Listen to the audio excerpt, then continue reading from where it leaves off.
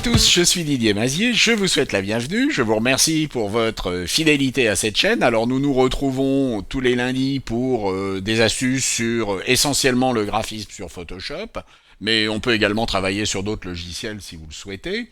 Avant de démarrer, je vais vous demander de mettre un petit pouce en l'air si la vidéo vous a intéressé, de vous abonner, d'activer les notifications, mais surtout de partager ces vidéos en envoyant un lien sur les réseaux sociaux, sur LinkedIn, sur Facebook, sur Insta, sur X, sur TikTok, Snapchat, Twitch, les boucles Telegram, etc.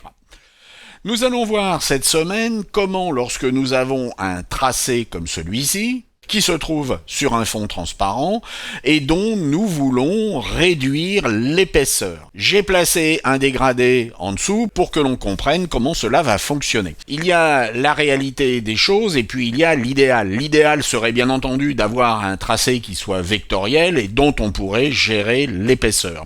Mais la réalité, la vraie vie, c'est que parfois on récupère ce genre d'image, on est pressé et on doit trouver une solution rapidement. Eh bien, c'est ce que nous allons faire et nous allons le faire tout de suite. Activons le calque du dessin et puis demandons à appliquer un effet de contour. Pour ce contour, nous allons choisir tout simplement le blanc. Alors faites bien attention d'être sur le blanc, 3 niveaux à 255 ou 0 partout ou FFF, FFF, FFF. Et puis, ce que nous allons demander, c'est que ce contour ne soit pas à l'extérieur, mais bien à l'intérieur. Et nous allons ici déterminer la taille de ce contour.